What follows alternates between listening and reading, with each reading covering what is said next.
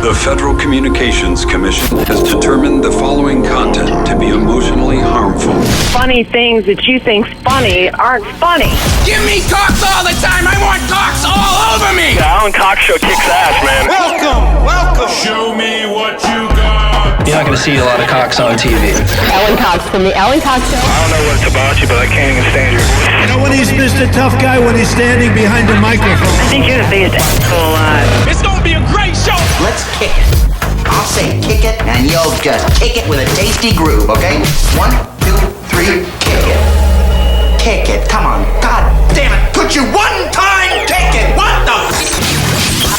Alan Cox. Here we go. He'll ad-lib. He'll be fine. It's the Alan Cox Show on 100.7 WMMS.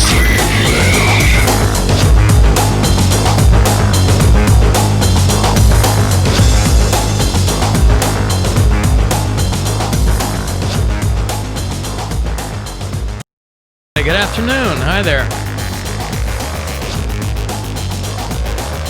Howdy. What's going on? My name is Alan Cox. Thank you for showing up. Happy Monday and all that. There's Bill Squire. Say hello to him. Creepy hugs, everyone. Thanks for listening to and watching this episode of the Alan Cox Show. Don't forget to like, subscribe, and share a cold one with the boys. And thanks to everybody that came out to the Funny Stop. How does that go? It's fun. It was a good time. Saw a little bit of the video. Yeah, there's small crowds because of what's going on, but they were a lot of fun. There's this thing called summer, and people don't want to be inside. They want to be outside. Yeah, they want to be outside. doing stuff. Yeah. Large groups. Mm-hmm. I get it. No, it was a really good time though, and they were really great crowds. Everybody was excited to be there and good laughers, and got knocked the rust off a little bit, so that was nice because I was definitely rusty that first night. Yeah. Yeah. How did that manifest itself? Just not really knowing. I tried to do some crowd work, and I'm like, I don't really have this muscle worked out right now, so it wasn't really flowing real well, and then just kind of forgetting how the jokes go and stuff like that. So just things that when you just don't feel as comfortable on stage. Right. Especially doing a longer set like that, doing like 50 minutes, you go, ugh, feels a little weird. I got you. I got there by the end of by the second night, I was feeling pretty good. And then by Saturday, I was like, okay, more shows. Come on. COVID's over. Let's go do comedy now. Just throw it all into the wind. Those of you guys who came to the first couple of shows, you might want to come back to some of the later shows because, boy, that's when it really gets good toward the end of the... I'll tell you what, from what I've heard, that Funny Shop is a great room. Oh, yeah, and they had the cake. They do a hell of a job over there. The Funny Shop comedy. I love the cake. Yeah, the cake was great. That was Paul, I think, brought that over from Dairy Queen. And thank you, Paul. It was very funny. funny. We all ate it on Saturday night. It was good. Yummy. I love those Dairy Queen chocolate ice cream or vanilla? Cakes. It was Ice cream. Ice cream, yeah. Yeah, I know. Chocolate or vanilla? It had a little bit of vanilla and a little bit of chocolate because it's got the... What do you mean, no? You don't ice cream pick. comes in chocolate and vanilla. Not an ice cream cake from Dairy Queen? You don't? I thought you... I've gotten them before. You get whatever you want. can, but it's like... There's the chocolate part that's like crunchy, and then like the outer side of it is vanilla. I think you can get that vanilla part chocolate. Really? Yeah. I've never seen that. I always thought Dairy Queen ice cream cake came in Dairy Queen ice cream cake flavor. It was the same every time. So because you've never seen it, it doesn't exist. That's right. It's impossible. Yeah. My understanding was that you can have them make whatever you want. I see it. Maybe I've always gotten gotten them them. out of the case. Yes, I've always gotten them last minute. Right. Can you write Stacy on this? EY. Right. It's graduation. Why does this say Happy 80th, Grandma Margie? I don't Grandma Margie.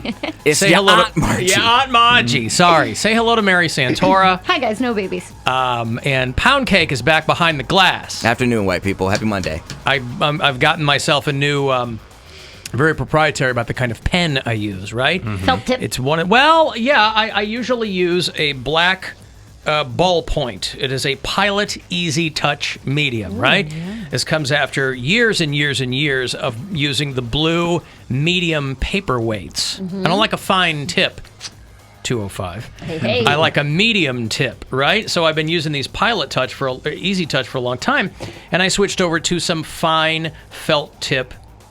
Just to Papermates, back to the Papermates, right? Except they're so smooth and slippery that every time I pick one up, I'll throw it somewhere into the room. You need like a wristband, like a Wiimote. Yeah, there you go. Me and Mary are going to be over here dodging pens during the show. That's why She's I'm gonna warning say something you. suggestive, and then you'd be like, oh, 5:13, and you'd be like, whoosh. That's why I'm warning you, right? So that I, Throw one this way and see if I can dodge it. Huh? Throw one over here and I'll see if I can dodge it. Not even that happy. I can't get a straight line I'd be because of afraid the you'd get him in monitors the and eye everything. or something. No. His eyes already messed up enough. Oh my god! You thought what? That I actually broke some glass? Here, try and hit Mary with it. It's an old Letterman bit. I know, but I didn't know because he was. Oh, let me grab my pen. Whoops. Try and hit me with it. Ooh, it is smooth. Yeah, it's very smooth. 206. It's not clean. No, it's not. So, I like how you know. You're like, I know you can't use that one because you're talking over it. yeah. So anyway, I picked these up and I've started like licking my fingers before I grab these, which is very. Boy, you're not supposed to do that. You're not supposed against to the rules. But these are my pens. I mean, that will ensure no one steals my pens, knowing that my fingers have been pre-licked. See, Poundcake, is always he's always complaining that somebody goes into his room to steal things, and that might be true. Not always, but you gotta get the word out that everything in there is pre-licked, and then nobody will take anything. Put a sign on the door. That would be. No, you don't. No. They find out Everything after in the here fact. has been licked. No, after the fact, they go, "Oh Christ, I got to take this back over there." Has your aux cord popped up, by the way? That might actually encourage people to steal more of your pens because there's probably some people in this building that'd be like, a licked Alan Cox Show pen? Sign me up. Especially if they know that perhaps they can extract some Poundcake DNA from it, like Jurassic Park. You're entering the lick zone. Yeah, that's what that's it right. says on the door. The lick zone. Yeah. We'll just Get put that. licked. We'll just put that on the doors that close there mid hallway. Yeah, there you go. I might as well either stay in my bed or go outside and lick people. That's right. I did feel that way for quite some time. Yeah. So Father's Day weekend, I hope everybody had a good one. I am continuously fascinated by little Poundcake's relationship with his own father. He posted on his Instagram story. What did it say? My favorite picture of my dad, and it was the loading graphic. Yeah. So it's like, I know we've talked about this before, and to some degree it does feel like beating a dead horse because obviously no one, just like no one knows the inequality of the sexes like a gay man, no one is going to know his relationship with his father. Is it fair to call it estranged? It's not estranged. Actually, I did send him a text on Sunday. Okay. Because you do seem to like taking shots at him. Well, I feel like that's my right. Like, that's the one thing I get. I talk about my brother on this show. I talk about my mom on this show. It's only right I would talk about my father equally. And so I sent him a text on Sunday, and I was just like, Happy Father's Day. And it was just very short. Sure. And he texts back, thank you. Thank you, Corey. Well, you were telling us on the on the way out on Friday that he was listening to the show. He tuned in like Friday around like 5 o'clock or so. And so he listened, and he was just like, wow, I never took you seriously as like a broadcaster, or like, essentially. He's writing me still novels shouldn't, of sir. text. Well, yeah, he's writing me novel text, and I'm like, okay. I was like, how much did you hear? How much of the show did you hear? Because I'm pretty sure I talked about him. And I was like, I was wondering if he was like texting me to see like, I heard you talking about me. Yeah, but you would. I assume you wouldn't say anything here that you wouldn't say to his face. True. Yeah, and like you're not. And like I said, I talk about everybody at least now on. we kind of have to. I got thousands of people. I got chewed out by my dad for stuff I've said on this show. I'm a grown man, and I've gotten yelled at by my father. But then again, what was my father going to do? Disown me? Right. Again? Stop talking to you? Yeah. Correct. So, I will see him on the 4th of July. Apparently, he's meeting at my brother's house. So. Hey, there you go. That'll be good. So, we'll see what happens. I bet in 5 years they're best friends. Well, once Poundcake and his dad. Once Poundcake ascertains if there's a potential inheritance involved, I can only assume that the relationship with his father has remained estranged because because there's probably no inheritance involved. Or he's not sure. He's talked about that in the past where he thought that his dad having a new family would cut into his inheritance. That's right. I didn't necessarily say inheritance. I said life insurance. What do you think that is? Insurance. It's really going to cut into my $28 a month. Inheritance. That's what that is. You know that, right? Okay. Life insurance pays out what your inheritance is, right? As far as I know. I'm real stupid when it comes to that stuff, so I'm not certain. So, like I assume that insurance companies find ways to not pay out. So I'm highly skeptical of any insurance type situation. Life insurance pays out double if you die on a work trip. Hey, let's go somewhere. I didn't know that. I don't think that's from a movie, isn't It's it? from Fight Club, yeah. There you go, Fight Club. That's Where are we right. going? Yeah, I don't think it's true. But Well, that's the way unless inheritance is something different that they set up, that I thought that was what that was. Your parents' life insurance plan pays you money, and that's what people call their inheritance? if you There's are, different inheritance. if you There's are trust funds and stuff too. right, but if you are a beneficiary of I your like that person's, name. that's right. Like my life insurance policy, I have one for my older kids, and I have one for Gwen and my daughter, and our daughter. So it's like, whoever gets what. I always assume inheritance is like whatever money your parents had in the bank, Yeah. and then maybe that's the what it is. value I think- of their house. Like when my parents die, my siblings and I will sell their house. And we'll Okay. divvy that up. But It's again, not just makes one sense. thing. It's all the inheritance is all assets. that you get. Yeah. So then, but there's different forms of it where it all goes into one pot, kind of, and then you divvy it up however it says in the will, if they have a will. Who's going to get my DVDs? I got to write a will. I'll tell you what, you've got to put those in there. Yeah. I marry Santorum, being of sound and mind. Alan Cox gets A through C. Hey, thanks. You get the letters. Awesome. So I don't get due to where's my car? Do you want to go to D? We can go to D. A to D. All right. Yeah. Well, I've already told my siblings I want none of it. I'm like, whatever happens. Because that tears families apart. Well, I wouldn't. It's just that I don't. I'm like, you guys figure it out, because they're all there. They'd be doing the legwork anyway. They'd be cleaning the house and selling it, and You're the richest of your siblings, I'm guessing, right? They don't have a net worth of $1 million. My siblings. You're the richest of the city, so you don't need it as much. I don't have a net worth of $1 million. Yeah. Gross. You don't have a net that's worth $1 million? No, where would I get that? Dude, you got to cast a Poseidon? wide one. I'm telling you. I know. All right, I got a break. If you want to send me a text, 35192. If you want to join us on the phone, 216-578-1007 or 800-348-1007. It's the Alan Cox Show on 100.7 WMMS and everywhere you go on our free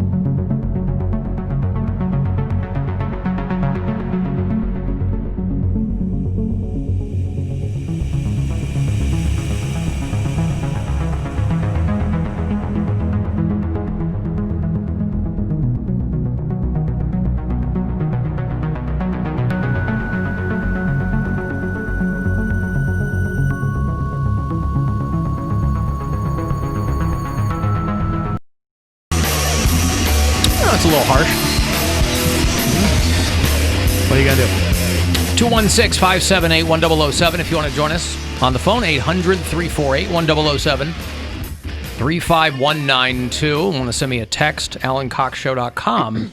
If you want to watch the show, this week's, I assume, the new Instagram hotties are there. Yeah, it's there. Volume 22. I'm looking right at it. Volume 22 is up. Did an interview with a girl named Jasmine who also does stand-up comedy. And once she used to work as an exotic dancer. Mm-hmm. And we have a great story about when she started doing that.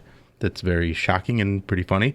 And then talked to my buddy Kev about some sneakers. And then my girlfriend's on there. A little less potty mouth this time for all you people out there that got upset over her being upset on the last episode. People were complaining about your girlfriend using expletives? Yes. Why? They're like, they just said that she's got a potty mouth. And I think it's pretty regular for guys to not like when women swear. 100%. Really? Something that I've happens had all the so time. many men come up to me after shows and be like, "You'd be a lot funnier if you were a little cleaner." And I'm like, I don't do any dirty material. Anybody who's seen me do comedy, I'm not a dirty comic. Yeah, no one's but offended. I curse a lot. But no one is really offended by those words. I hear how people talk. No one's offended by those. I think people still have an image of what a woman or girl should be, and women who are classy don't use words like that. But whoever said that Bill's girlfriend or you are classy? Right, but not even just classy. Like, women shouldn't talk that way. I think a lot of people. That seems very old-timey to me. Oh yeah, Yeah, but exactly. a lot of people feel But that way. I agree with Yeah. that. And that's kind of the point that I was making. Or they're just a little uncomfortable with it. That's got to be people of a certain age, No. though. Really? No, it's like any age. People your age are going, your girlfriend And younger. curses too much. Yeah.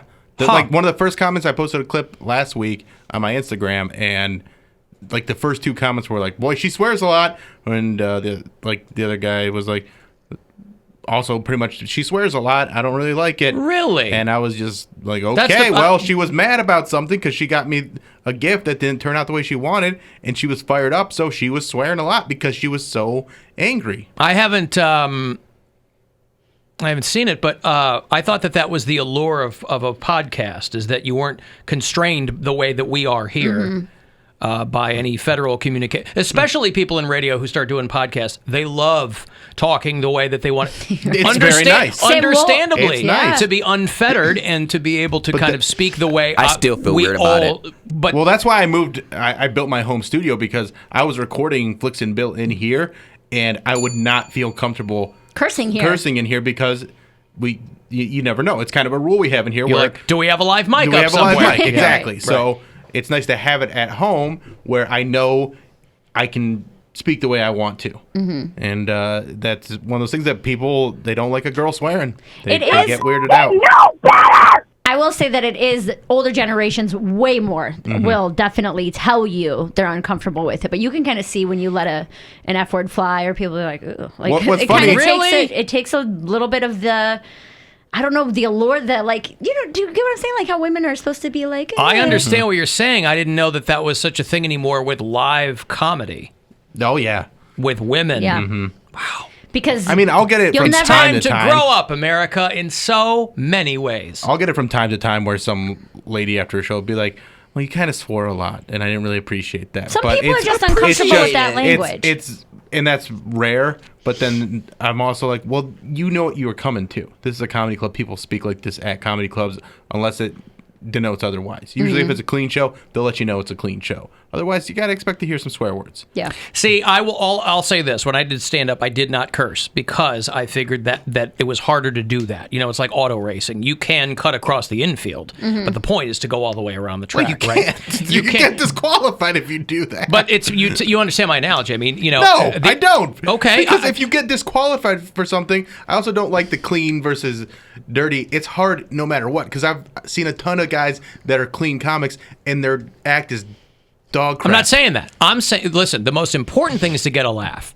However you do that, do it. Right. However you do it, right? I just care if it's original. That's all I care about. I mean, is be original. I don't care if you swear or whatever. But we've all heard comics too who, over the course of their career, completely phased that stuff out. You know, all that said, I wasn't aware that there were people poo-pooing or giving you furrowed brows. Oh, yeah. Well, really? What's the funniest thing to me is... And your girlfriend isn't even like a performer, so who cares what she says? She's just Like, there, and I like having conversations with her. And Right. I'm like, yeah, I'll throw these on the podcast because it's And not like that's the whole podcast. It's usually like a 10-minute segment. But you speak the way people would normally speak. Exactly. Yeah. And this incident was her being angry about something and venting about it and having that real reaction. Like, we were in bed and I was like, let's go do this on the podcast so that we have this raw emotion right now. It wouldn't have been as good as it was. Honey, put some clothes on and strap on those headphones. No, she didn't even have to put clothes on. That's another thing people get mad about. But it's funny because one of the people that commented on her not Did you swearing, ask her to cover up her thong, Bill, before you put her on? Why would he table do there. that? Come on. We got the guy that commented on her swearing the week before was like, I thought I could handle pretty much anything, Bill, but then you had all this Blumpkin talk and I couldn't handle that. So I'm like, well, it seems like you, sir, are having a tough time. And I appreciate them watching and paying attention. But it seems By the like way, if that's these what people threw you kinda over got the some edge, stuff. but if that's what threw you over the edge, you are very far away from, quote, being able to handle anything. Right? Like, I thought that I could, but when you said poopy, I'm sorry. Well, pardon me. The motherly Blumpkin was what I think he But was even referencing. that's so absurd that it's, no silly. one it's like when people, and we've talked about this before, people go, oh, Poundcake says afternoon white people. No one legitimately gets offended by that. Right. I will fight you to the death over that. No one legitimately cares. Right. You're trying to make a super lame point or whatever, and I don't think anybody genuinely cares if you're on stage cursing. I'm going 5 years strong with that. They feel more compelled to tell you they're just making a dig at you. You made me feel a little uncomfortable. Is what they wanted. Whatever. They Like, wanna that's do. the worst thing that can happen to All right. anyone. What do you want me to say? Who's running through life in any capacity not getting uncomfortable from time to time? When someone's like, I like that comedian because they're clean, I'm like, oh, that's nothing to do with it for me. I like comedians that are funny. That are I don't funny. care if they're And clean. however you Okay. get there, get there. It does not matter if they're clean or dirty. But that's because you're a comedy fan. Right. They are not.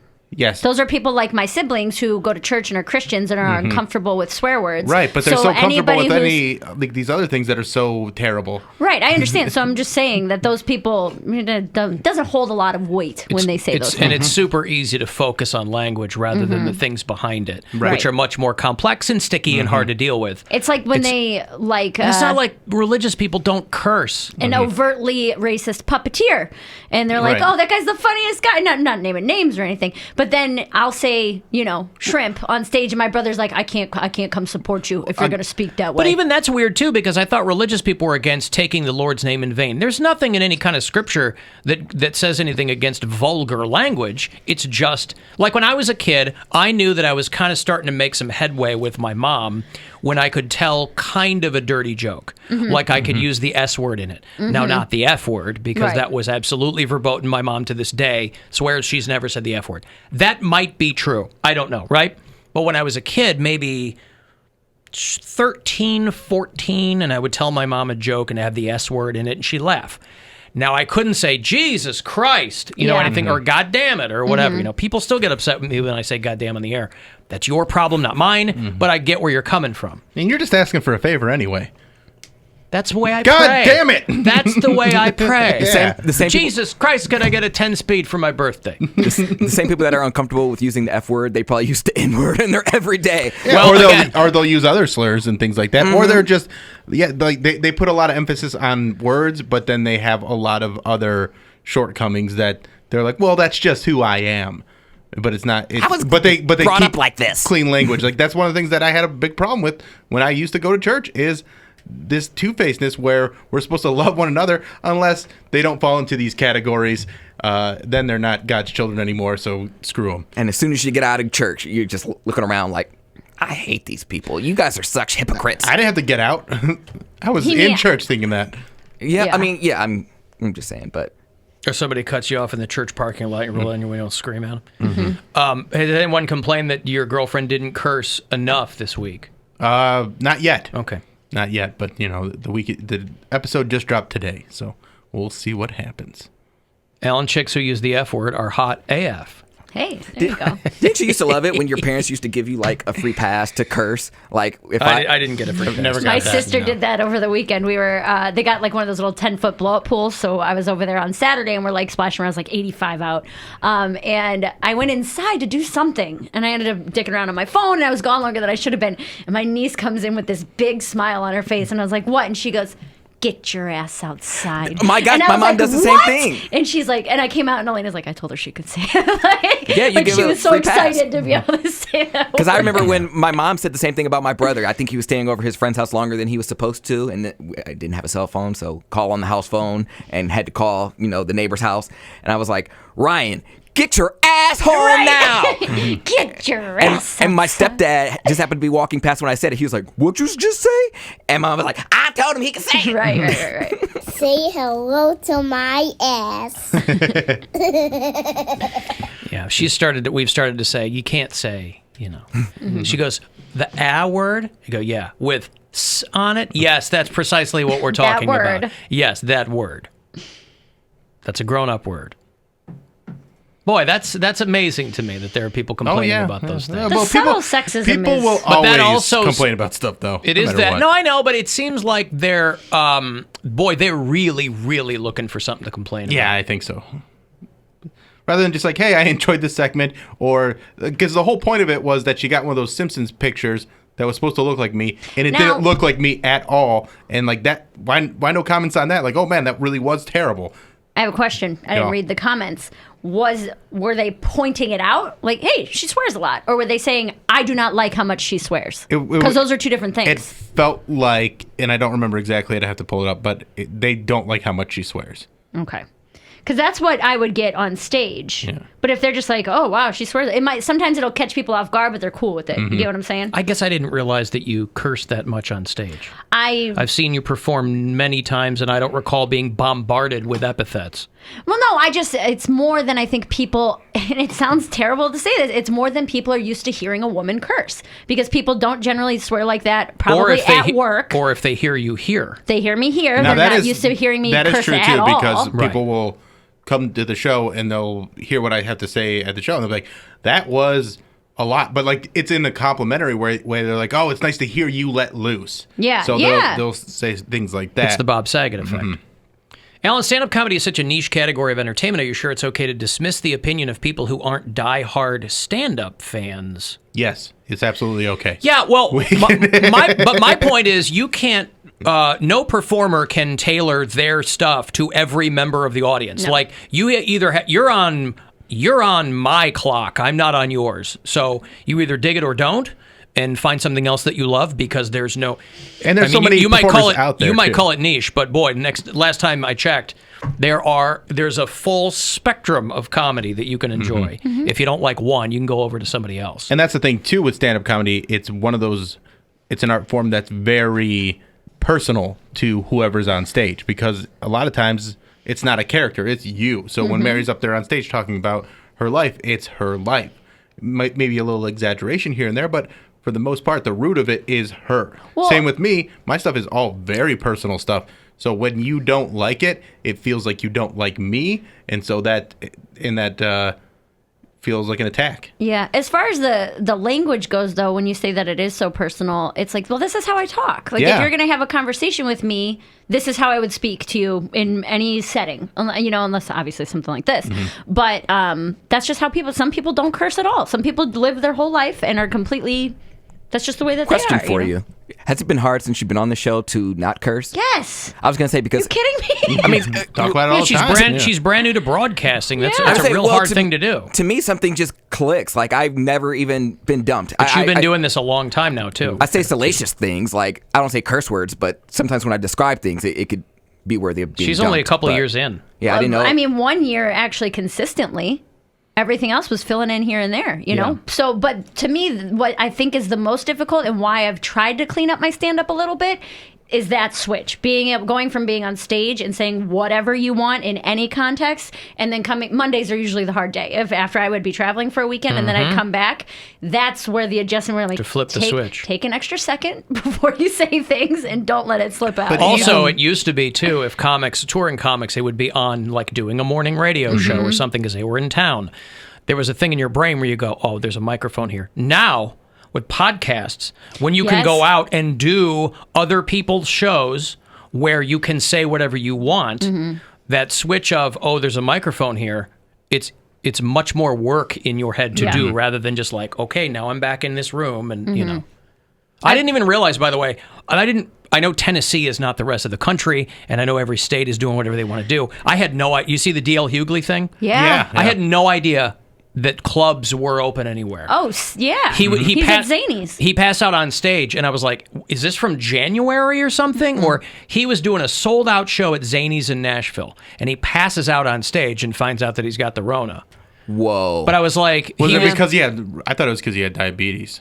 He said he got COVID-19, okay. but he was He tweeted out a asymptomatic. video, He didn't have anything, I was what they call asymptomatic. I didn't have any symptoms that, other classic symptoms. I didn't have flu-like symptoms. I didn't have shortness of breath. I didn't have difficulty breathing. I didn't have a cough. I didn't have a low-grade fever. I still don't have a fever. I didn't have a loss of smell or taste. Apparently, I just lost consciousness.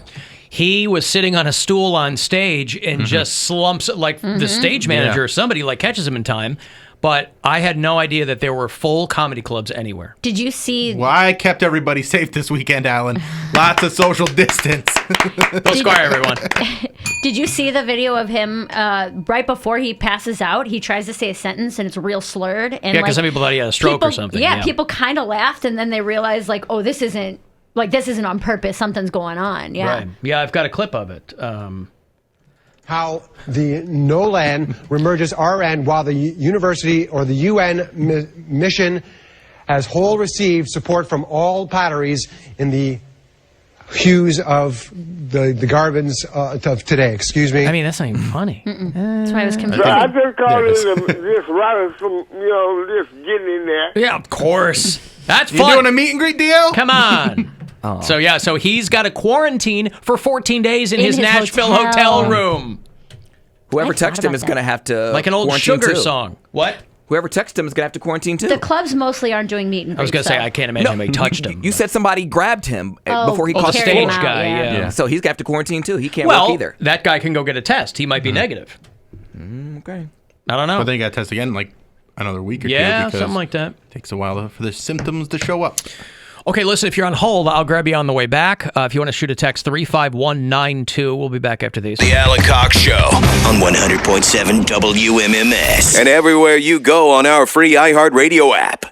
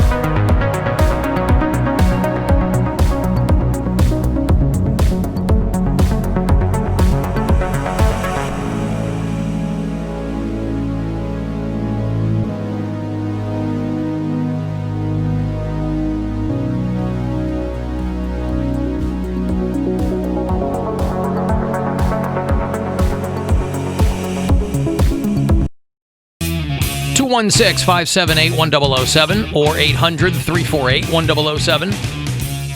35192. Send me a text. AlanCoxShow.com for everything else. iHeartRadio, you can listen anywhere on the app. Hey, Special K. Hey, Alan. What's going on? Thank you, sir. Hey, not much. As part of the white people audience, I personally don't get offended with Mr. Poundcake. I do have a question, though, for him. If he was to have, one day his own radio program where he'd be the host, or even if he wanted to start his own podcast and the audience was predominantly African American or gay, would he greet the show in a different manner, like good afternoon or good evening, black people, or gayers? Gayers. Yeah. Your thoughts? Yeah. I'd be like, what's up, queens? What's up? What's up, bottoms? Listen, Afternoon White People is merely attention to detail, right? Our show is largely a Caucasian audience, just based on the makeup of the demographic of this radio station. That's why we started the Alan Cox Show Blacklist when I first came to town, because I wanted to acknowledge the people who weren't white who listened to this show. A full 400-something people were, of course, marked down. And I think irrespective of whatever the target audience is that Poundcake does throughout the course of his career, I think your greeting should always be hello, white people. Always. No matter who you're talking to. I think it should always be good afternoon, white people, even if it's in the morning. You could be doing a midday show. Good afternoon, white people. Right, so... yeah. As long as it's authentic, like I can say afternoon black people because I'm partly black. Yeah, you're biracial, so he's got a leg on both sides. And I'm gay. So I feel like if I have my own show, by that time I've earned enough clout to where people trust me and I can greet them however I choose. If they're listening, chances are they probably like my sense of humor or they get the bit. So yes, I would. Sometimes they don't. Sometimes they don't. And also by the time you're doing your own show, you're starting all over again. So I don't know that I would, unless you're in Cleveland. But if you're somewhere else, you're starting from scratch. I don't know that it would start with good afternoon, white people. But it would progress. You know what I mean? I'm like, he's also the pickiest person I've ever heard when it comes to fake shows being offered to him in different cities. And he's just like, no, I'm not going to Tulsa. Especially now, you see what's happening.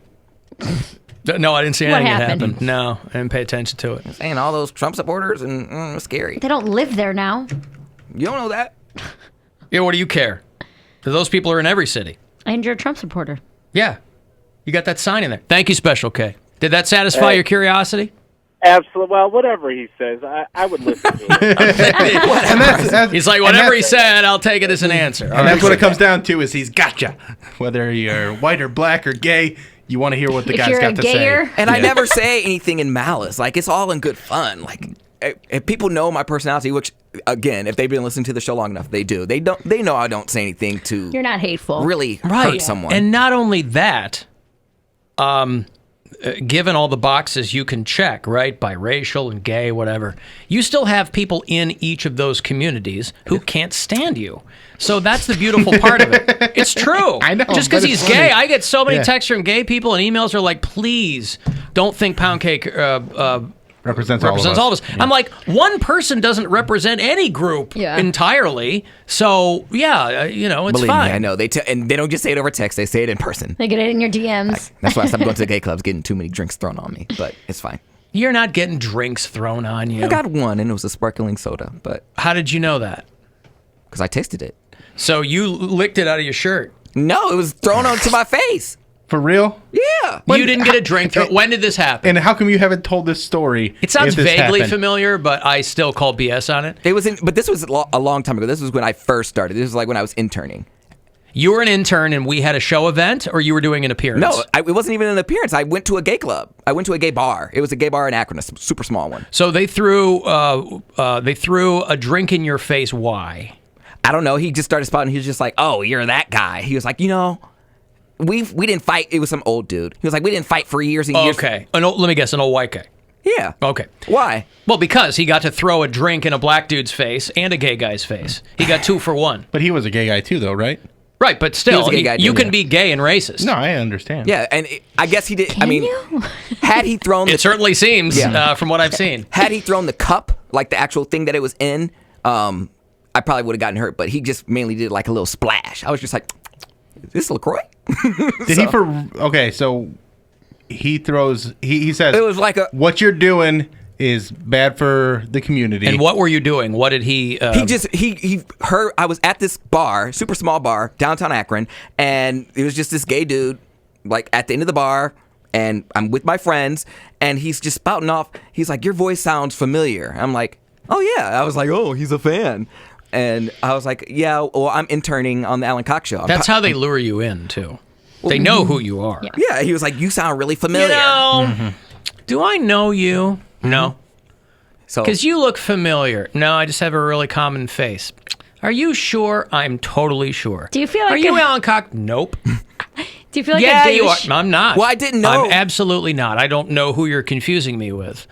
Just to see how long they'll go to avoid their initial premise. Mm-hmm. The faking the ignorance part is the best part. So you just string them along long enough to where they'll go, I'm pretty sure. You don't think I know who I am? Mm-hmm. I'm pretty sure. Why would you say that? Well, because so then you did know. From the jump you knew. But you asked me and didn't, you know. I wasn't sure. I thought he was a Cobra fan from Z88. Oh No my one was a God. Cobra fan from It was in Z88. Akron, so it was there right were no there. Cobra fans. So I was just kind of like, "Oh." I thought he knows was who a I am. DJ Cobra fan. And then he just DJ, turned. You one of my- DJ Cobra had a more sizable gay audience than Poundcake does, is what you're saying? One of my In downtown supporters. Akron, I played all the hits, like nonstop hits. So I was very naive. It was Did you do a lot of appearances while you were on as Cobra? I didn't really do any appearances. Well, then how would they know who you were? They knew my voice. Your voice? I was you were like one of 8 kids on the radio. Okay, well, Right? okay. I thought I was bigger than I was, Alan. I'm just telling you. What a I shock. thought. Right. Well, I'm just trying to get to the crux of why this guy had a problem with you. And then he just started spouting off. He was just like, "I know who you are." He was like, "Yeah, you're on MMS, right?" I'm like, "Yeah." Like I just started interning. I'm all excited. And then he was just like, "You know, we didn't go back. We didn't fight for 50 years for your freedom for you to like spout off that filth or something like that." First of all, you should have said that. You didn't know it at the time, but that's precisely what you were fighting for. It was my freedom to do it. Thank you, Stonewall alumni. Yeah, and then he was just like, "Yeah, whatever, get out of my face," and he just did that, and I soda do got like on the me. people, whether it's over race, whether it's over gender, whether it's over pick your poison, right?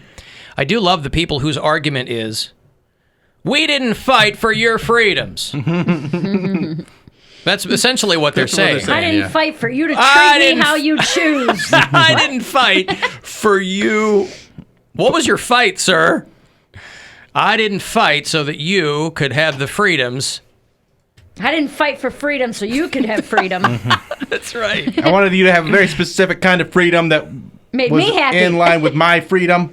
My grandfather Don't didn't, you understand freedom? My grandfather didn't storm the beaches at Normandy so that you could say whatever you wanted. Thank him for his service and sorry? I think he was just butthurt. He was angry because, So to speak. You're probably drunk.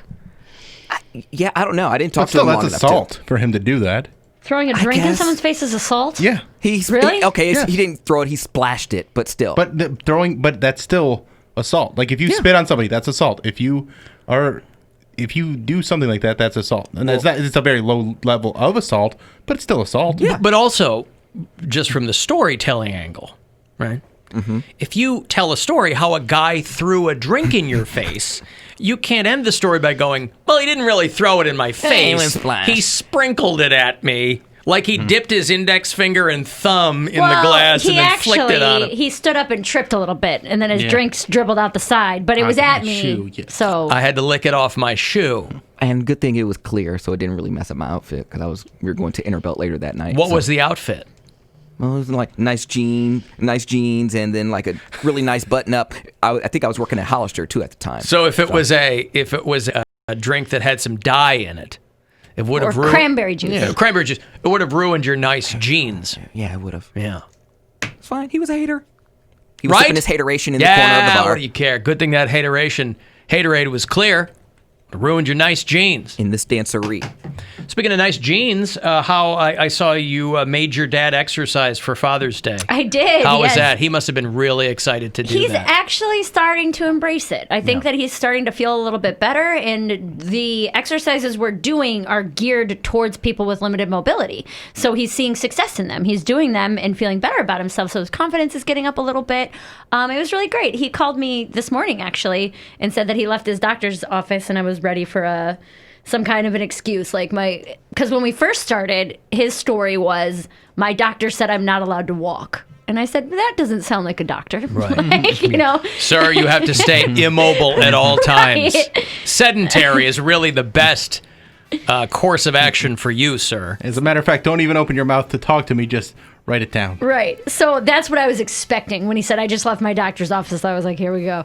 But he said that his doctor was super proud and that what we were doing was great. And his doctor gave him a couple more pamphlets of different exercises to work into the routines and stuff.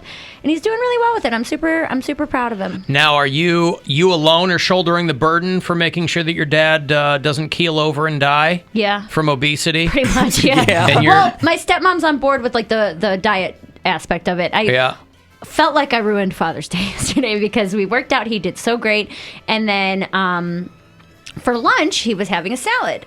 But it was iceberg lettuce and then turkey, ham, salami, pepperoni, bacon. See, this is eventually why you will be a great mom. Why? Because you're childless now and you swear you don't want children. And you might not. But the way that you're taking care of your dad means that down the road, when you do eventually have kids, you'll be great with them, right? I know I would be an amazing mom. Yeah. I'm too selfish to do that. That's what it is. Right, now you are, but you won't always be that way. Selfish, though. I know how I feel. I don't want to give up the things that I want to do. I know, but I know you're for also a very child. selfless person. Yeah. So I think... You want to know? We'll tangent off on this. That's why I don't want to do it, because I know how I act with people that I love, and a kid would not ruin my life, but it would. I wouldn't feel comfortable sacrificing raising a child to go do comedy. And I know I know that it would almost not end my comedy career, but severely put it on the back burner, and I'm not ready for that. Yeah, it's the Sarah Silverman line. As long as there's something I love more than having a kid, I won't have a kid. Exactly. Yeah. Yeah. There's no reason to do that. Right. But right? You won't know how much you'll love your kid until you have a kid. That's what everyone Yeah, but the only says. people who say that are parents. And they are right, Mm-hmm. but you have to have one to reach that epiphany, and it's already too late. Mm-hmm. Right? Yeah. For lack of a better, Or you get the kid and you're like, oh, everyone's wrong. I don't like this thing at all. And some people have arrived at that. Some people have arrived at that as well. They're like, beat it. I thought I love that term. Just beat it. The people who write these anonymous op-eds, I feel terrible because I'm a woman and I had a kid and I don't feel anything. And it's like, some people don't. You might down the road or whoever. Sometimes Or you have might ugly kids, yeah. You might never. Your kid might suck. Right. Which, whatever. Lots of people's there are kids suck. plenty of people in the world who have grown up and are walking around who suck. Mm-hmm. Raised They've without got love. jobs and cars and families of their own. Nothing you can do about that. So I had to have the conversation with my dad about how us working out and burning a couple hundred calories is not going to do anything if he's eating an 1,800 calorie salad. And he didn't believe me. So I put all the meat. He had 4 different types of meat, cheese, and then the dressing he was using. In his mind, he's like, salad equals weight loss. That's exactly what he said. And I was trying so hard not to say anything. But he could see it on my face. He's like, what's wrong? I'm having a salad. It was a giant salad. I'm having a salad for lunch. And I was like, Dad, this is cheese and meat. He's and having dressing. like antipasto. Or Pretty much. And so then I What was looked the up dressing? The dressing is called La Flora. It's an amazing, really delicious Italian dressing. Yeah. But it has 146 calories per ounce. Yeah. And he ain't using 1 ounce. with it. Yes. I showed him what 1 ounce. I said, how many ounces of dressing do you think that you use? He goes, I don't know, maybe 2. And so he had like little ramekins, and I put 1 ounce of dressing in a ramekin. I said, that's 1 ounce. And I was like, you probably used 5 or 6. You had about 700 calories worth of dressing. It was just drowning in dressing. He's like, wait, man, it's supposed to be a bottle per salad, right? Right. But I felt bad because I didn't want to discourage him. I understand. Right. And I was like, I don't want you to feel, you're very proud and you've been doing amazing with what we're doing, but it doesn't mean anything if you're not also watching what you're putting into your body. Well, because nothing will discourage him more than not seeing any progress. Right. Yeah. And I was trying to explain that kind of stuff to him. And my stepmom, she's done everything. She's done Weight Watchers, she's done keto, she's done all the different types of diets. And she's the one who does the grocery shopping. So she's like, I'll get on, board with the healthier snacks and we'll make healthier choices and things like that. So is there really a such thing as healthy snacks? Of course. Yeah. Yes. Because almonds and fruit and people who tell you carrots. that to diet, they say don't snack. You're supposed to have meals and then that's it. Well, No, they mean don't eat chips and cookies. I mean, you can eat fruit all day long. Fruits and vegetables, or even if you, instead of getting a bag of regular Lay's potato chips, full fat, everything, go for, this is what I'm telling my dad, go for the baked Lay's this time. And he's like, well, this stuff tastes like, I'm like, I know, you have to stop being a 7-year-old for 2 minutes. And I was like, and how about instead of iceberg lettuce, we try spinach? I don't like spinach. I'm like, well, Dad, I don't know what to tell you because just get him a Walmart so chicken. Scared, chubby wubby. But it's going great, and we're gonna go tomorrow. Tomorrow we're starting to add. So we were doing an arm day, a leg day, and then cardio and core, 3 separate days. And now we're gonna start doing cardio and core every time we work out, just 3 days a week. But start with cardio, then do the lifting in the middle, and then end with core. So that way we can kind of build it up. He's doing great. He's doing great. The trouble is that you didn't start out as fat as your dad, so you can't show him, hey, look what can happen when you really drill down and, Well, I put together a picture that I took over the weekend, maybe Saturday morning, and then from when I was my absolute big. I just showed Bill in the break from when I was my absolute biggest, and I think I'm going to post it tomorrow for Transformation Tuesday. And I sent it to my dad. Pardon me? I think so. I'm going to post it on Instagram tomorrow for Transformation. What is Transformation Tuesday? When you lose weight, transformation, before and after pictures. All right, sir. So I sent it to my dad, and I was like... I've heard of before and after pictures. That's what, Throwback Thursday, Transformation Tuesday? Well, Throwback Thursday I get. Transformation Tuesday. It's big in the weight loss community. Okay. And trans people ruined everything. That kind of transformation? Not like that. Oh, all right. But I sent him that, and I was like... Michael Bay canceled? Right. That kind of transformation? I sent him the picture, and I was like, this is only 35 pounds, and I'm a lot smaller of a person than you are, and it took 18 months to get to this. I was like, so we stick with it. I promise you'll start to see results, but... You know what he needs are some goal clothes.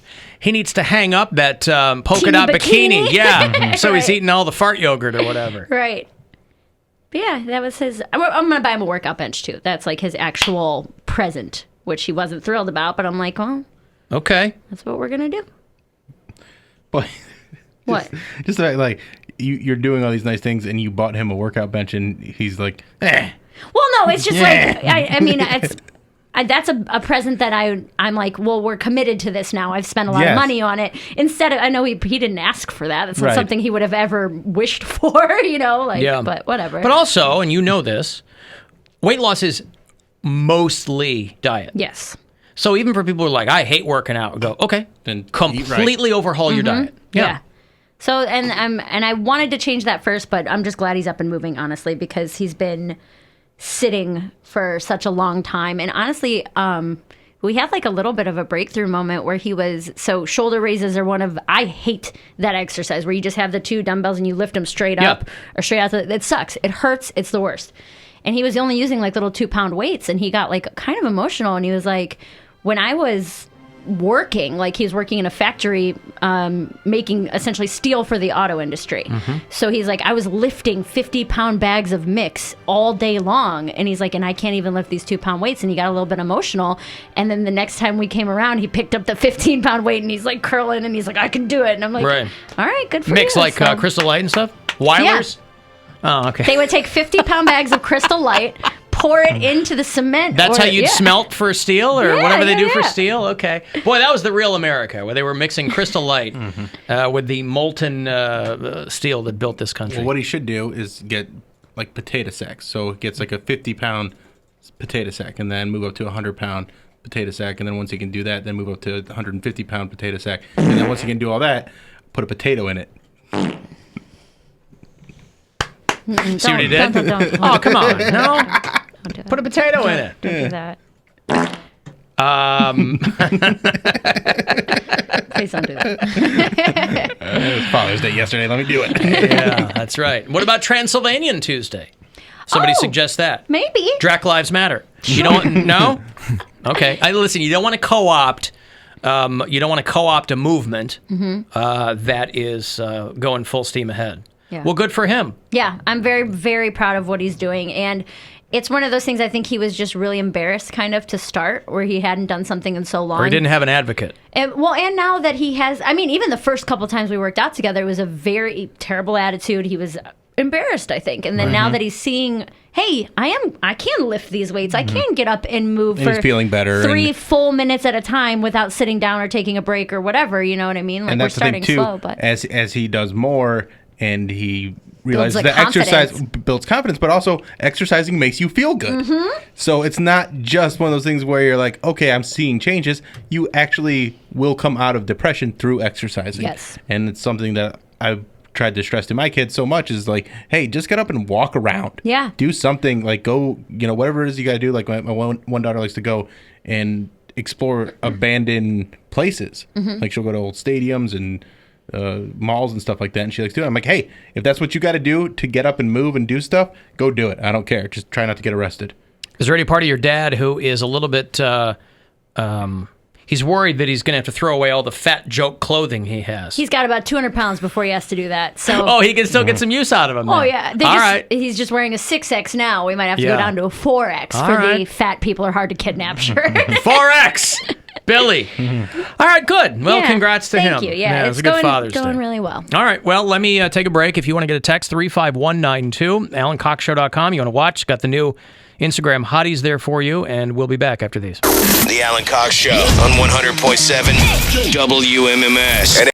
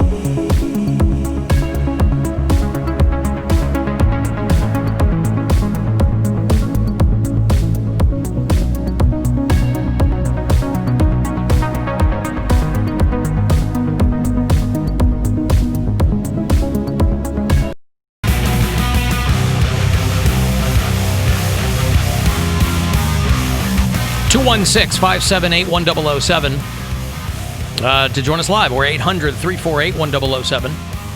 35192. Want to send me a text? You can listen anywhere on the iHeartRadio app. If you do it from out of state, let me know where that happens. Miles and Laura are bureau chiefs in Charleston, South Carolina. Oleg is a new listener. He's a German expat who lives in London, Ontario. Rachel is in Milwaukee. Robin's in Toronto. Mark is in Tampa. I saw our boy, speaking of comics on the road doing clubs, our boy Steve Byrne was in Florida this weekend. Yeah? I was curious how that whole thing went. To the best of my knowledge, he did not pass out on stage. Yeah, I don't know. Like D.L. Hughley. Where in Florida was he?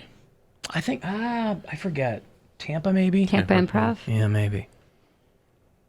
Florida's blowing up with the COVID. So is South Carolina. I was going to say, that's the hot spot. I wouldn't want to go anywhere in Florida right now. It is a hot spot, boy.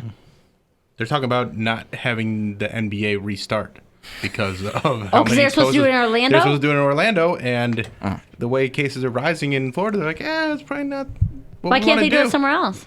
It just would take a lot of They planning had put to all make their that eggs in happen. the Orlando basket. They were talking about it on ESPN this morning, and Stephen A. Smith said, I got a text, like they're talking about like, we could just move it somewhere else. They're suggesting different locations like Vegas or something. And he said an owner texted him as they were doing this segment and goes, there is no plan B. It's either we do it in Orlando or the season's going to get canceled. But why completely. did they? Okay. That is gross. When was that supposed to start up? At the end of July. Okay. So, but they have a vote the 24th to make sure, like, to officially put it into motion. So like Wednesday? Yeah. Football's on the bubble, too. Yeah. I think at the beginning of the year, NFL was like, we're going to be fine. We're going to be the last man standing with this whole pro sports thing. Well, and now they're like... Because you're asking so much to try and keep these teams and these players, in especially with football, there's a lot of people involved. A lot of contact, too. A lot of contact, but a lot of people involved from top to bottom. Those are huge organizations. So to try and put those teams in a bubble, per se, is really, really difficult. And you're asking a lot of people for, a long time. Because it's from August till September, or from August till January, February. So is golf winning now? Yeah, golf's winning. Golf's winning. Tennis. Yeah. Tennis. I do like somebody worked out the prototype COVID helmets for the NFL. Yeah, they look super rad, by the way. Like, COVID or not, could we please start with these helmets? They look like cool. Road Warrior. I didn't see them. Yeah, they're pretty good. Alan, why did Mary give Bill a hard time about posting his girlfriend's b-hole, and then Mary posted her own b-hole on Instagram? What am I missing on Instagram? Watch the stories, man. Watch our stories. I saw your dad. It was the day before it was Saturday, and it wasn't Well, my I'm not b-hole. going to look at these every day. You mean people do these every day? Yeah, they only last 24 hours. Oh, my God. I had on a full butt swimsuit bottom. Yours was a thong. That's very different. And my sister took a video that I didn't know was being taken of me from behind. I thought my body looked good, so I put it on my story. Nice clean butthole. Wait, I thought my girlfriend's body looked good, so I put it on my story. And she liked it. Well, you super zoomed in, though, too. I was on a thong. On a thong. Mine was like full butt underwear. What swimsuit Right. bottoms. Yeah, Not you the were same. you were like playing banjo with a whale tail there or Yeah. something. Yeah. I was putting the length Thereby of obscuring the exact body part you were hoping to highlight. I was only trying to highlight the long tag in the thong that I thought was funny. Yeah. Someone called it a CVS receipt. Listen, you guys do whatever you want to do. I'm just saying, I can't be checking these things every day. Every day people do these? All day, every day. Oh, my God. Why don't you just subscribe and then you could get like a little notification when we post? Yeah, duh. I don't need something. Well, yeah, maybe. I'll subscribe to you guys. I was So just- what, then it'll pop up every time you guys post a b-hole pic? Or No, I was like bent over the side of the pool, and my sister was behind me making fun of me. Well, And apparently, according to our quarantine, sex-starved audience, that constitutes a b-hole pic. It was not. It's far less salacious now that you're telling me what it was than people are leading me to believe. Don't lead me on, texters. Don't do that. It was a nice Do I view. want to see that? I do not. I'd like to keep our relationship professional. Right. You know how many times Bill has offered to airdrop me a b-hole pic? I'm like, bro, the only person I don't here need that. who I've seen naked is Alan, and I'm trying to keep things that way. That's right. That's right. Like full cap or just like butt? Just his butt. When we were doing Climbing out of the trunk. I know. Climbing out of the Naked. truck all those years full ago. cap. I didn't I'm know. going to show full cap. I don't know. Well, I'm telling you. I didn't know I'm not. You're in Bill's relationship. Alan, how about this? Some sports are just not important right now. Problem solved. Yeah, that's kind of. That's what it is. But that's where a lot of the players are with it too. Where in the NBA, there's players that are like, we're not just concerned about COVID. We're concerned about how having that distraction, having sports back, will take away from the protests that are happening. And Kyrie's kind of leading that charge. And I get where he's coming from with that. Listen, with all due respect, these protests have benefited greatly from there being nothing else going on. yeah. So if there had been sports, and if there, somebody pointed out that what it was the Cavs victory or something that maybe it was Kyrie who said something about the Cavs victory was what distracted people from other things that were going on in Cleveland, or I don't Probably, remember what yeah. it was. But I think at the beginning of the year, the NFL was like, we're going to be fine. We're going to be, completely untouched by this. I think the Cavs victory took away from the Pulse shooting. Is that what it that was? The biggest, I remember because I was downtown. I didn't go to the parade, but I was helping Matitude DJ because the guy that was actually supposed to DJ was heading down to Orlando because his friend actually got shot. I thought it was something local that they were referring to. We were in Denver when that Pulse nightclub shooting happened because we got up we're all hungover and getting up and kind of eating pizza for the night before and turning on the television, and it's wall-to-wall coverage of the Pulse nightclub shooting. And boy, that sobered us up super quick. It was the day before the parade. At 7 in the morning, Yep, it was the day before the parade. I remember. It must have been because we would have flown back that night. Mm-hmm. But because the parade, I think, was. I didn't think they were that close together. I don't think they were that close together. It was. I remember. Well, I just remember because we were on that week. Yeah. I remember we came in because Monday the Cavs won on Sunday. Then Monday, I came in and gave everybody their shirts and their hats. I got presents for everybody for the championship, and then Tuesday, I think Wednesday was because it was a weekend that the Pulse nightclub shooting was. They just had the 4th anniversary. It was June 12th. It was 10 days ago. Okay. So whenever that's exactly what. Yeah, I don't know. Because 19th was when they won the championship, and then I think the parade was the 22nd, right before. If you aren't able to join us on the phone or are uninclined to do that, I know some people don't want to call live for a variety of reasons, right? They're too timid. Are there people that do different takes? They'll call and they'll be like, "Hey, Alan, I just wanted to say," and then they'll mess up and they'll be like, "Oh, I'm going to start over," and then they'll call hang back up and then call you back. Yeah, they'll call back. Do a different take. Yeah, they will. Yeah, some people do that. You can always use the Alan Cox Show after hours line, right? 216-986-8903 is that number. Hey, Alan, it's the Hitler Puchinsky guy giving you guys a call back here in regards to another. By the way, for the uninitiated, I do love I'm the Hitler Puchinsky guy, right? That would be a great kickball team name. Hitler's Puchinsky? Hitler Puchinsky. But this is a guy who calls us to turn us on to failed television pilots, shows that aired one time, and so he got us hip to this one called Heil, Honey, I'm Home, that the British, I think the BBC put on or something, and then another one called Puchinsky, where they aired the pilot very quietly, and it was Peter Boyle, the late Peter Boyle, was reincarnated as a streetwise crime-solving dog. He was a cop who was killed. Yeah. So this guy's name is not Hitler, to the best of my knowledge, not Hitler Puchinsky. Let's just call him Puchinsky. I think you can drop the Hitler. Mary has a problem with promoting Hitler, I believe. That is true. I don't want to promote Hitler, says Mary Santora. You guys a call back here in regards to another failed pilot. Thought you guys might want to know about. It's called Where's Rodney? Basic premise is that a little boy has an imaginary friend who he gets advice from that just so happens to be Rodney Dangerfield. This one, hands down, has the best theme song I've ever heard, frankly. And I really think, at the very least, maybe give the song a shot. But the full pilot is also, of course, available on YouTube.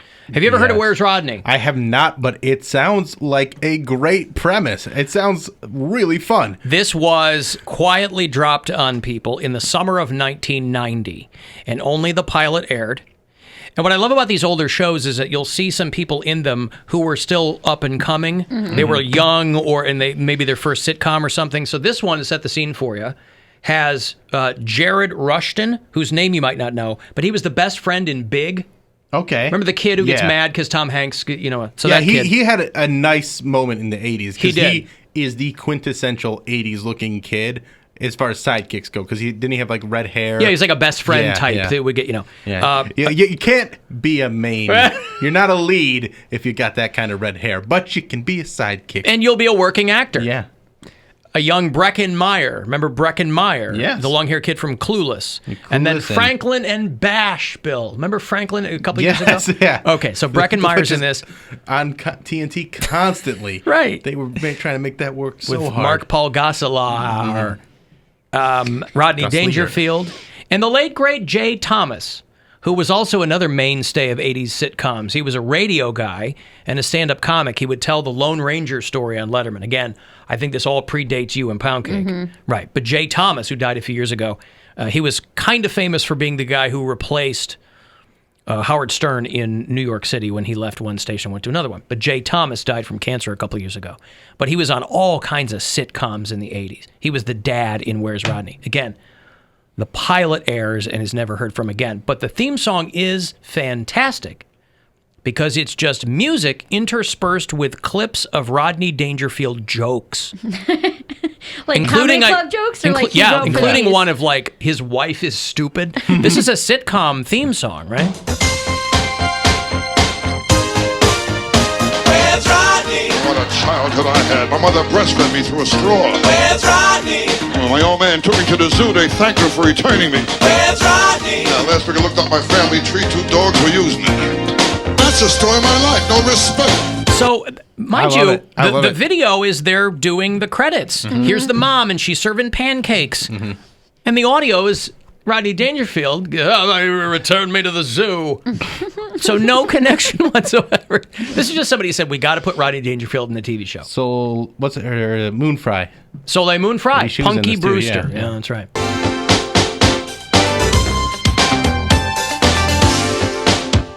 When I'm feeling down and I can't get around my frustration.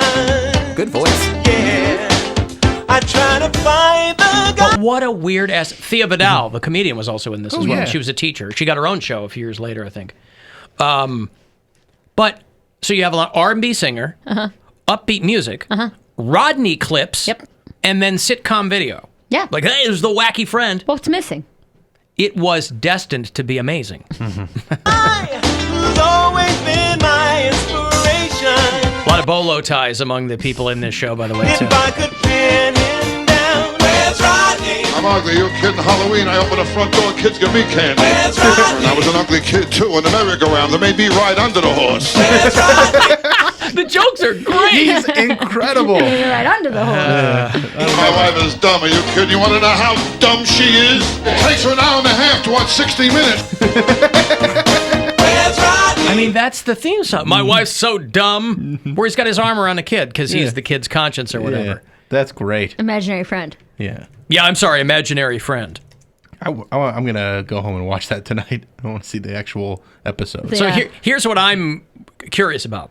So that comes out in 1990. Another show that we've talked about before comes out a year later called Charlie Hoover. Mm-hmm. That's the one where Sam Kinison is the guy's id or imaginary friend or whatever. Their Hat and Kinison and Dangerfield were super tight. You got to think these two guys had two parallel shows where they're like the unseen voice of whatever. Or Dangerfield's didn't work out and he gave it to Kinison.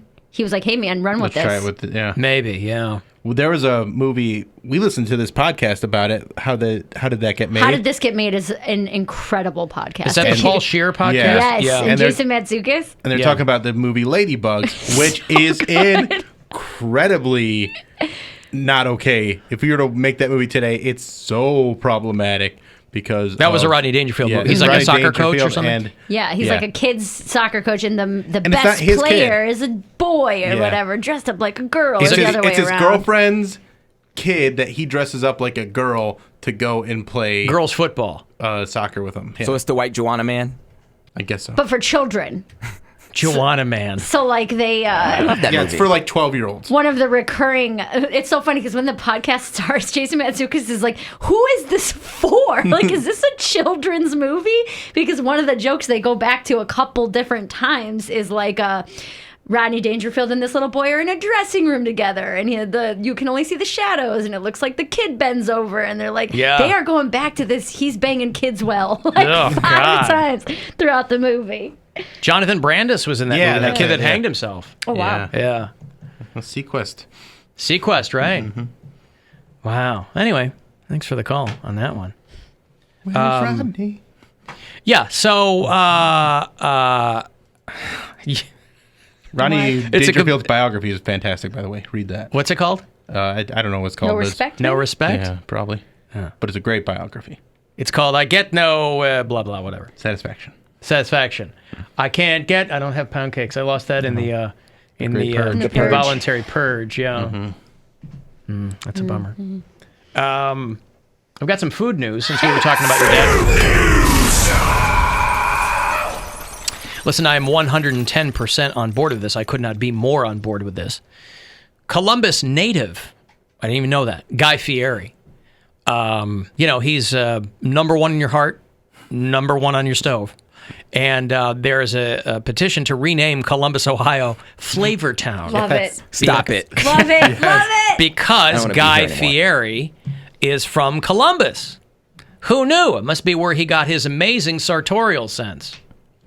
They've got 11,000 signatures over on change.org.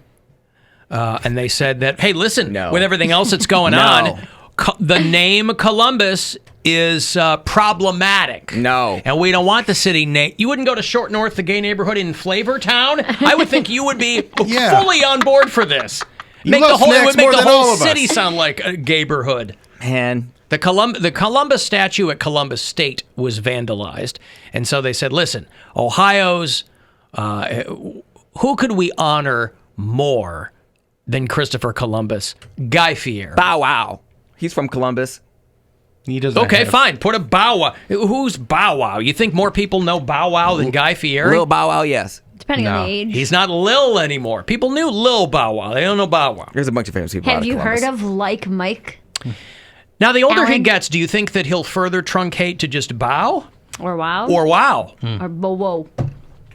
Bo-Wo. Yeah. Take the time. Big B, little O. Big W, little O. So, yeah, they have, there are more signatures getting added to this thing. I mean, somebody said, listen, Christopher Columbus, there are some people, primarily in the Italian community, who are very much against removing Columbus statues.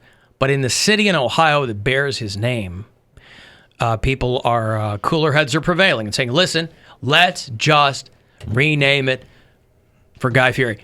Now, they could name it Guyville, Ohio. That would be kind of more of a shout out to the great Liz Fair, I guess. Fierysburg. Huh? Fierysburg.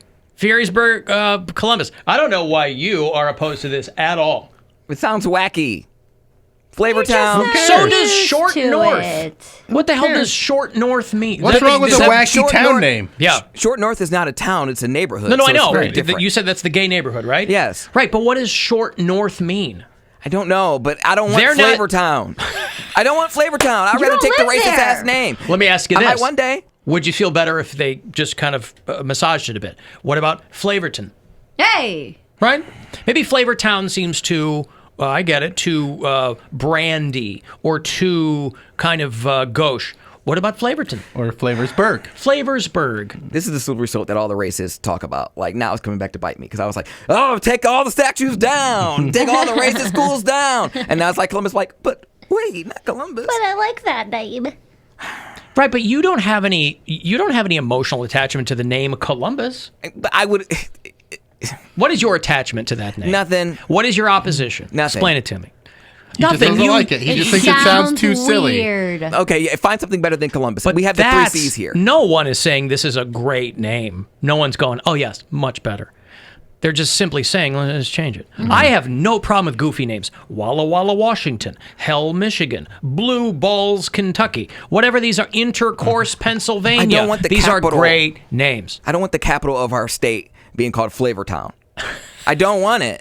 Today, the Flavortown Congress convened on the at the Capitol steps. Downtown Flavortown. By the way, downtown why Flavortown. do you care what the capital city is called? Most people don't even know what the capital of their state is. Okay, but I do. And I right, think but it's why lame. do you care? You wouldn't want the I'm very surprised by his take on this. I would think you'd be fully on board with the capital city being called Flavortown. No. And you won't budge on Flavorton? No. Find another C. We have the 3 C's here. Cleveland, Columbus, Cincinnati. Find something else. No. Why do they all, like Electric Six says, why does every city start with C? You got Columbus, Cleveland, Cincinnati. That's the way it's always been, and that's how I like it. Well, rename Columbus. Cravertown. That's a C. Fine. Fine. All right. All right, I've got to take a break. I'm very surprised at his take, you know? That's why, when I think he's going to zig, he zags. I like that. You can never pin him down. He's inconsistent. He said that. He said it. He's on record. He has said it. That's right. I do want to get to the Ja Rule Euro commercial, too, as I am completely confused by that. But, hustlers got to hustle.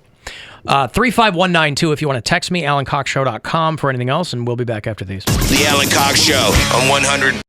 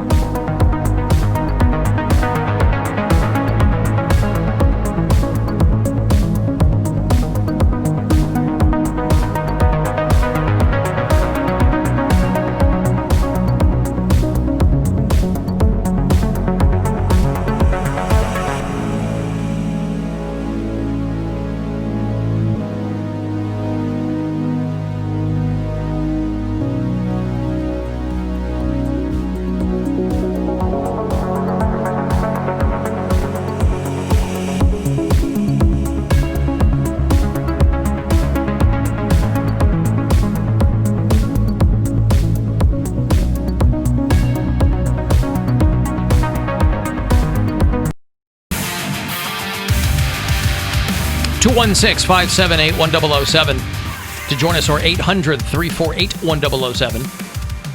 35192. Send me a text. You can watch, if you like, at alancoxshow.com. You can listen anywhere on the iHeartRadio app. We're running an ad there for a podcast called The 27 Club. They auctioned off that Kurt Cobain guitar. He is part of that 27 Club, of course. And they thought they'd get a couple $1 million for it. It sold for $6 million. Wow. It was the acoustic guitar that Kurt Cobain played for MTV's Unplugged. He used it in all 14 songs. It's a 1959 Martin D18E. I don't know what the hell that is, but if you play guitars, you probably know what that is. He had it customized because he was a lefty.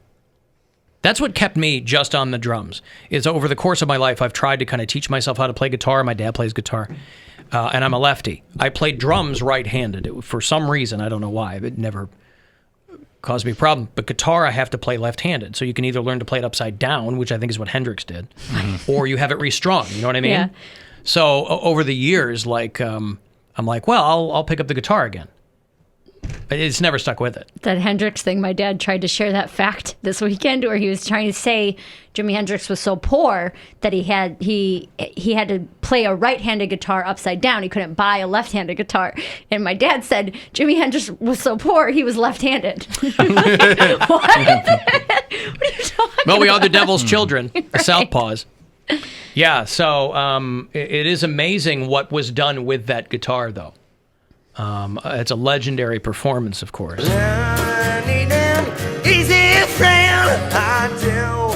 With a head to hand, I do. Make you fit this shoe, I do. But you have a clue. Take it, then it's wrong. You hang me out to dry. I can see you every night. The guitar sounds amazing. So it's no shock at all that it really went for that much. $6 million is the highest selling guitar ever. Wow. $6 million for Kurt Cobain's That's insane. guitar. Here's a little bit of the actual one, of course.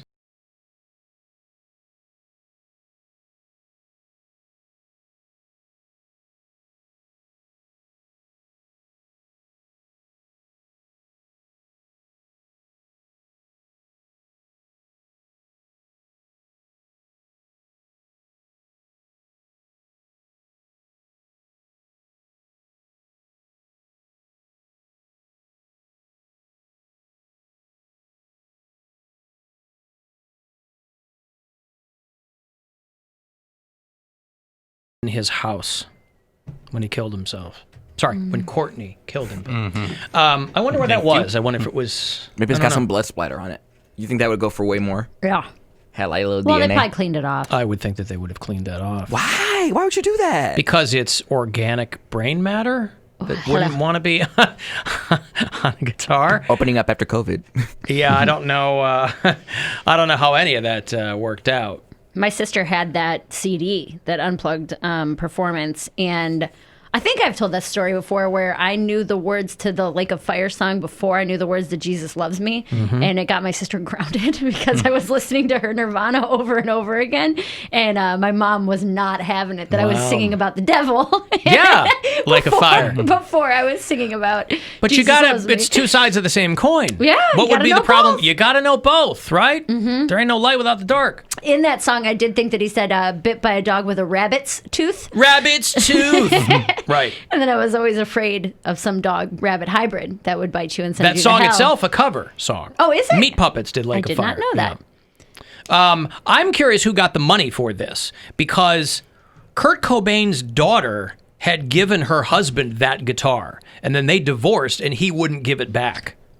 So they had this. There was a contentious. That'll make you feel old too. Kurt Cobain, Frances Bean Cobain, is divorced, but she was very young when she got. He Why wouldn't would she return it give in the that divorce. to him? I don't know. I don't imagine she saw it as something that would. I don't know if she attached monetary value to it. I don't But still, like, she that's was in your love with her dad's husband. thing. She was in love with her husband. Thank God. No, that's love. Yeah.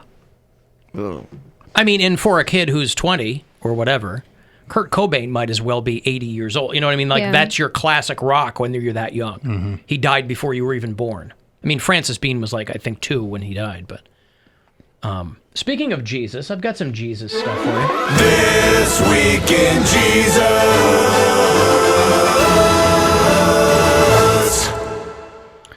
There is a pastor of a mega church in Atlanta who's taken some heat for his comments during Black Lives Matter. Of course, Atlanta just had their own in the wake of George Floyd. They just had the Rashard Brooks thing. Atlanta is now, the center of this whole thing with the chief of police stepping down. Louis Giglio, which is really a name you want in a pastor, Louis.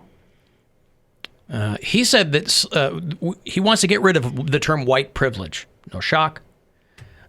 He wants to call it white blessing because slavery did so many great things. Oh my God. Come on, guys. Which is one of these things where it's like when you hear people make the argument that America was built on slavery, whether it was of Chinese immigrants or black people or whatever, like, I understand what you're saying. I understand historically what you are saying, right? We know how the railroads were built. There isn't one brick in D.C. placed on top of another that was not put there by slave labor through human capital, right? But when you say, well, we should call slavery white blessing, I don't know what kind of pushback he got from his own flock. There's also a guy that'd be like, ooh, she swears too much. That's right. I saw Mary Santora, and she used the F word too many times. But we miss the blessing of slavery, that it actually built up the framework for the world that white people live in and lived in. If the phrase is the trip up, let's get over the phrase and let's get down to the heart. Sure. Let's get down to what then do you want to call it. And I think maybe a great thing for me is to call it white blessing, that I'm living in the blessing of the curse. So, obviously, people hear something like that and they just kind of fly off the handle. Is there any value to what he's saying? Is he saying, is there anything defensible in what he's saying? He's saying slavery was actually a blessing to this country. Let's not call it white privilege. Let's call it white blessing. I didn't get it like that. I thought he was trying to say, replace the word privilege with blessing because it's a blessing to be white. That's what I got. That's how I took it. Oh, I didn't get that either. I thought, well, okay.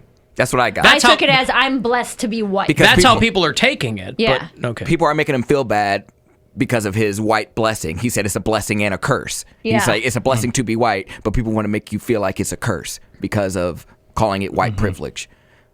I see. And dude over there just co-signing. Yeah, he's like, yeah. Oh, absolutely. Well, that's right. I got buckets of doomsday food over here. Yeah, okay. Yeah, I don't think he was referring to slavery as a blessing. Well, yeah, he called slavery a blessing because that's what built the country, is what he said. Okay. The country He's that we saying live there's in. a blessing of it. Like, yes, it was terrible, but there was a purpose behind it, and it made the America that we have now, which is a very nice place for a white person to live. It's pretty gross. Because the people who settled the country certainly were not going to build it. It's going to be built on free labor.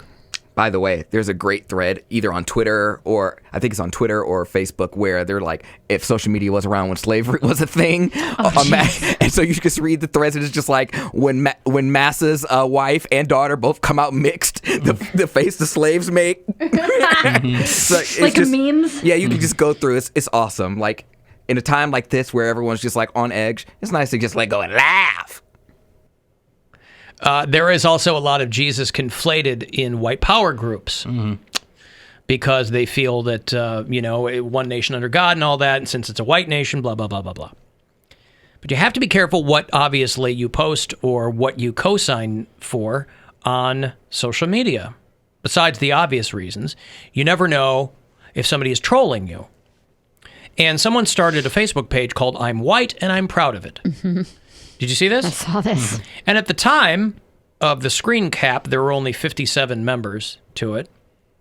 And so all these people it was a public group. They were signing in, yes, I'm white and I'm proud.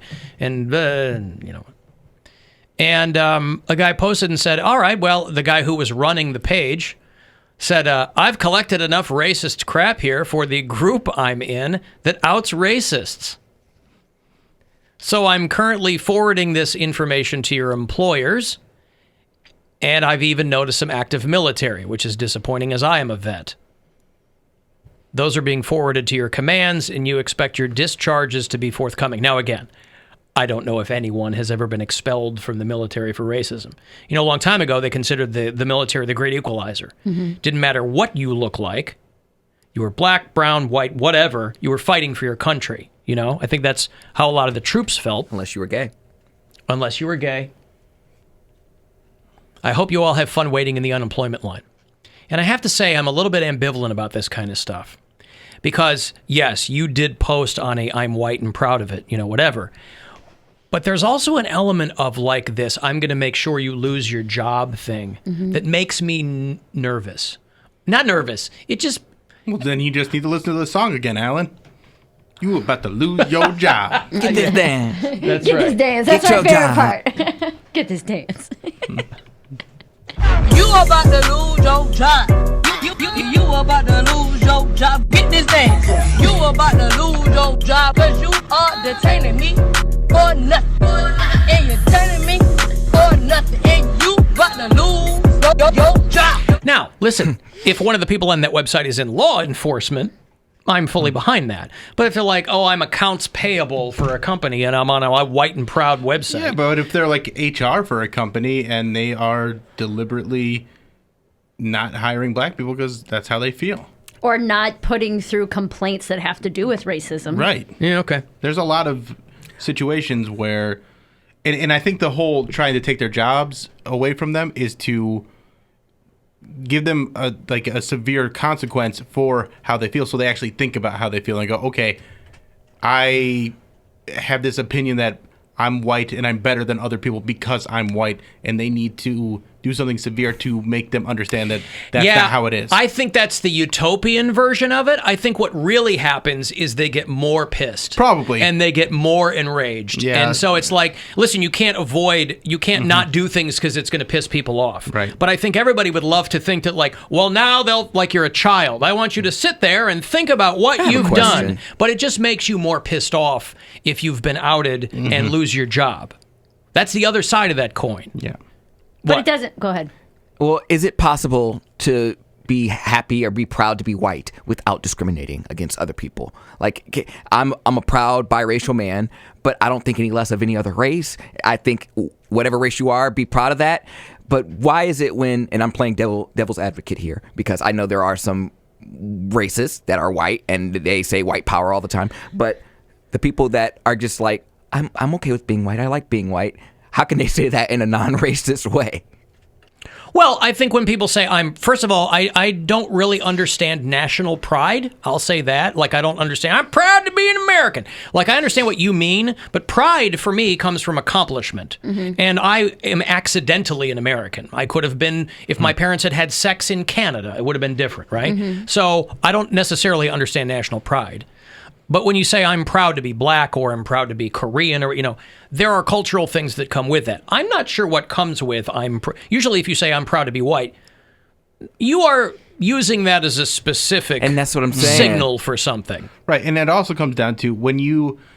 I because don't have most to of do those anything. people, most of those people will say, "I'm not racist. Yeah. I'm just proud to be white." And I never am quite sure what they mean by that. And when it comes to being proud to be black or proud to be gay, you just by being who you are, you have to stand up for that every single day. So if you're a black person, every single day you have to go into a world that you are looked at a certain way because of the color of the skin that you have. Now, as a white person, when people look at me, they go, "Oh, he's a white person."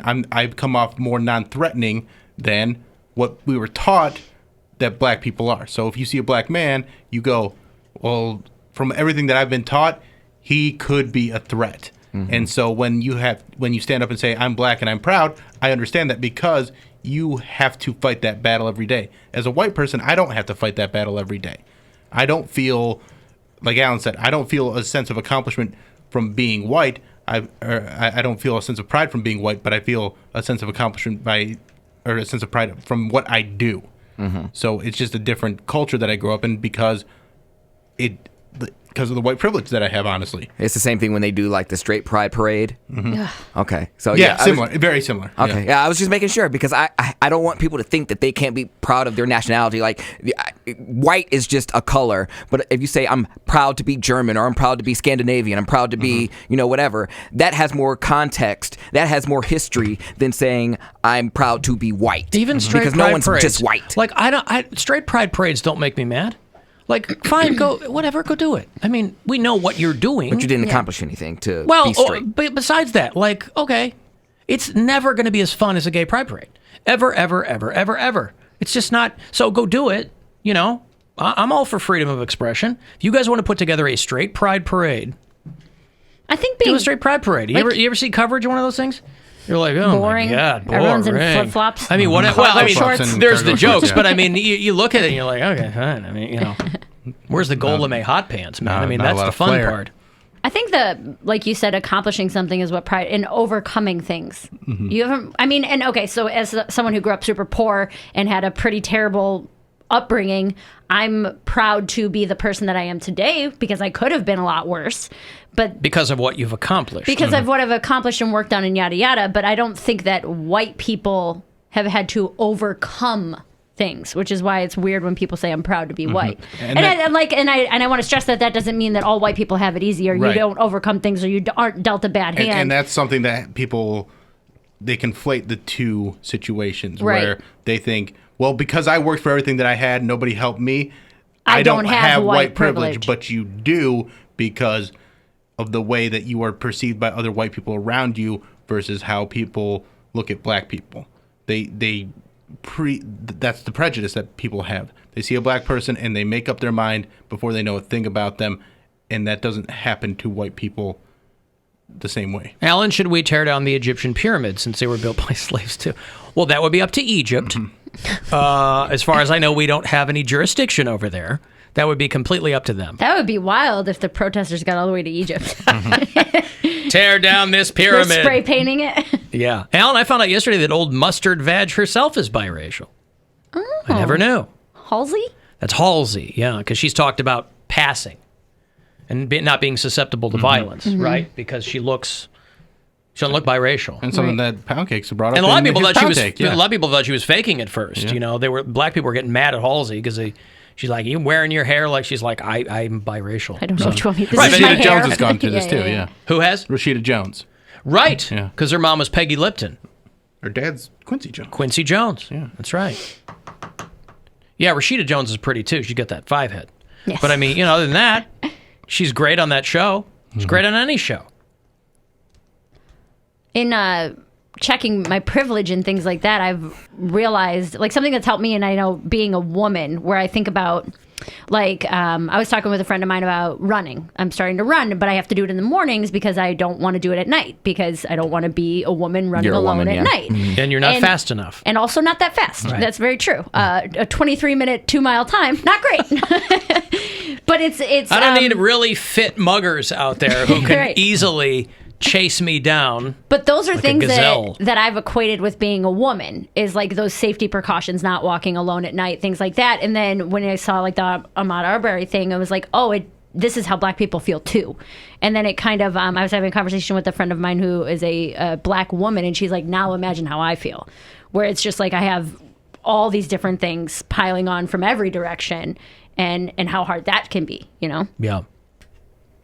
There are some people who agree with Poundcake on Flavor Town and some people who do not. Oh, my God. I'd rather talk about the white privilege conversation than stupid Flavor Town. Listen, I don't know what to tell you. I mean, Alan, I'm completely on board with the Flavor Town Blue Jackets for the NHL. I like that, too. I don't mind that. Would Poundcake be okay with renaming Columbus Flavor Town, but making Cleveland the capital? Ooh. I mean, that would have its own issue. Also, your favorite thing to do when you travel is to taste the city. Also true. And that's what you get to do in Flavor Town now. You say, I get to taste Flavor Town. Yeah. What could be better than that? Cleveland is perceived to be the butthole of the world sometime, right? Yeah, we've got our own issues. Not anymore. Columbus Flavor Town is going to be... Man, Cleveland is the new capital / b-hole of Ohio. That's the name that you guys found. Like, that's the name you guys want that bad? There's not another name that you could have picked? What you guys? I'm just telling you what they're doing. That's stupid. All Come I on, know, Ohioans. What would be? Give me something better. I have to think of something. I dare you to give me something better in Flavor Time. I'll ponder it. I have to think about it. But All right. When I come back from the break, you better have something better than Flavor Time. Sure. Better. You can't come up with something in 10 minutes? But it's something that's so delicate as naming a city forever Delicate. and ever and ever and ever. You're naming your fake children and your fake wives and husbands all the time. But they're not invented yet. Columbus is a thing. Yeah, but it's not going to change right away just because you said it. Okay, what about Corkstown? It sticks with the C. By the way, you do know that what we're doing here is not legally binding, right? We're just having some fun. That's what you think. Yeah. I became a lawyer over the weekend, and I'll sign it. Do lawyers sign things into law? No. I can't. Corkstown, I like. I mean, once they're elected to some kind of legislative office. Why cork? Because you're putting like a cork in the wine or like, What does that have to do with Guy Fieri? Or It doesn't. Columbus. Why are we honoring him? Because he's from Columbus. So, I'm from Cleveland. We gonna name it? You're not. Cody Town? Poundstown? Cody Town, Poundtown, Ohio? Just because someone, I think people took the Dolly Parton thing and ran with it. She's getting a statue, so now all of a sudden Guy Fieri gets his own town. He's not the one that started it. Yeah, he didn't start Get it. the key to the city. R.L. Stein is also from Columbus. Goosebump City. Yes. Goosebumpville. Simone Biles, Bow Wow. There you go. I'm Lots down of with Simone people. Biles. She's black too. So, yeah, okay. Bilesville? That sounds like a throw up. The opposite of Flavor Town is Bilesville. You have Flavor Town at night. You overindulge Bilesville in the morning. Springfield and Shelbyville. All right. All right, I've got to break. If you want to send me a text, 35192, AlanCoxShow.com. Got the new Instagram hotties there for you. The latest Poundcake is there as well.